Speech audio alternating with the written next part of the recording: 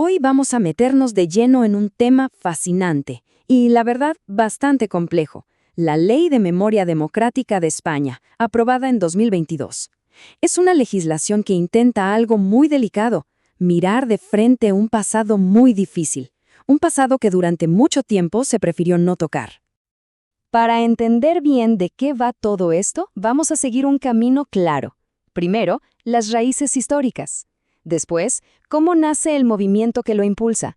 Veremos el proceso hasta convertirse en ley, analizaremos sus puntos clave y, finalmente, el debate tan intenso que está generando hoy en día.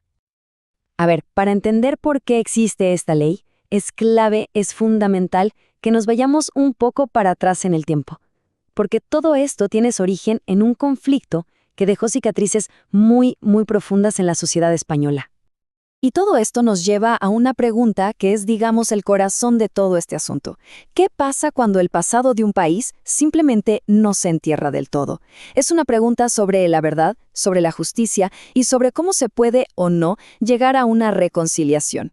Si miramos esta línea de tiempo, hay algo que salta a la vista.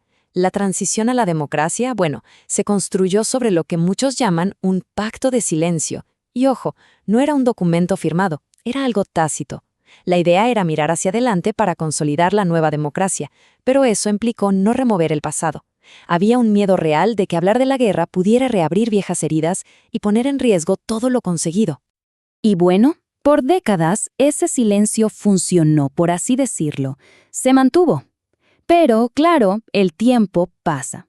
Y con la llegada del nuevo siglo, una nueva generación empezó a hacerse preguntas. Preguntas que sus padres y abuelos, quizás por miedo o por dolor, no se habían atrevido a hacer en voz alta.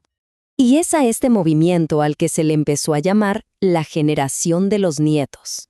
Pensemos en esto. A diferencia de sus padres, que crecieron con el miedo muy presente, esta nueva generación ya no tenía esa carga. Y simplemente ya no estaban dispuestos a aceptar el olvido como respuesta. Querían saber.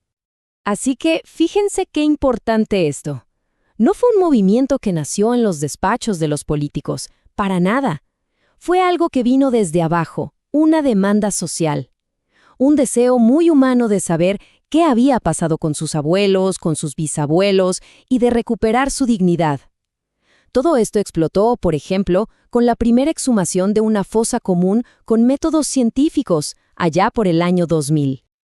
Ok, entonces tenemos esta presión social que va creciendo. ¿Y qué pasa después? Bueno, ahora sí, pasemos a ver cómo todo este movimiento social empieza poco a poco a transformarse en política de Estado. Y esta cronología es súper interesante porque nos muestra cómo fue evolucionando todo. No fue de un día para otro. Empezó chiquito, a nivel regional, en algunas comunidades autónomas. Luego, fíjense, llega la presión internacional, el Consejo de Europa, la ONU, diciendo que España tenía que hacer más. Y todo esto va empujando hasta que en 2022 se aprueba esta nueva ley, mucho más ambiciosa que la anterior. Ok, llegamos a la ley de 2022. Pero, ¿qué es lo que hace exactamente?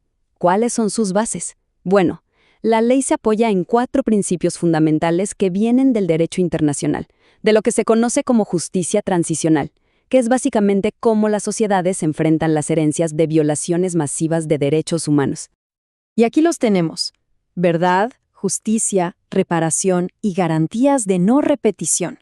Estos 4 conceptos son como las patas de una mesa, son la estructura que sostiene toda la legislación, buscando dar una respuesta completa a las víctimas.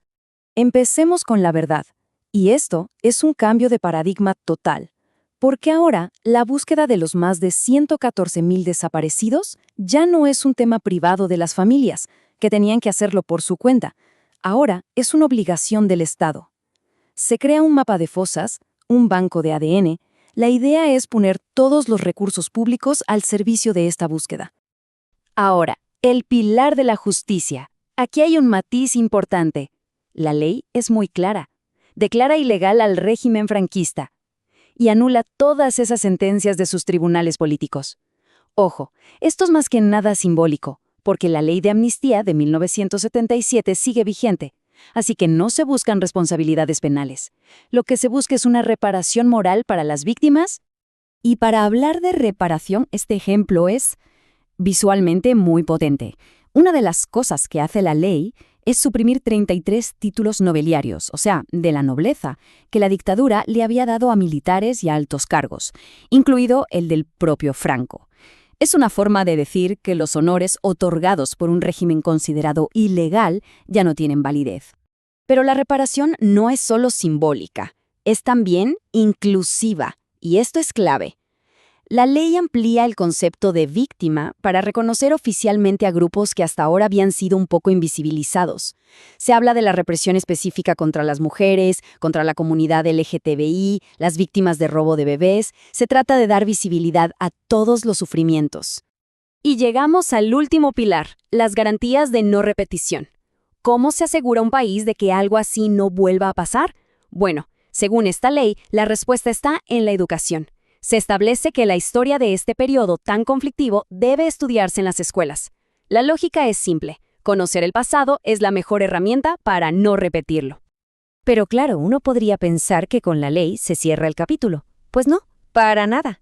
De hecho, la ley ha prendido la mecha de un debate político durísimo sobre cómo se debe recordar el pasado. Es lo que muchos llaman la batalla de memorias. Y aquí es donde la cosa se pone realmente interesante y, la verdad, muy polarizada. En varias regiones, gobiernos de otro signo político están, digamos, contraatacando. Están derogando las leyes de memoria y poniendo otras a las que llaman leyes de concordia. Y la diferencia de enfoque es abismal. Por un lado, las leyes de memoria se centran en las víctimas de la dictadura, hablan de una deuda del Estado. Por otro, las leyes de concordia proponen una visión de reconciliación más amplia, sin señalar culpables, incluyendo a todas las víctimas de violencia política desde antes de la guerra. Es un choque total de narrativas sobre el pasado de España. Y todo esto nos deja con una pregunta final, una que resuena con fuerza. ¿La memoria es una herramienta para sanar y reparar, o se convierte inevitablemente en una fuente de división? El caso de España nos enseña que no hay respuestas fáciles y que el pasado, por mucho que se intente, siempre encuentra la manera de volver al presente.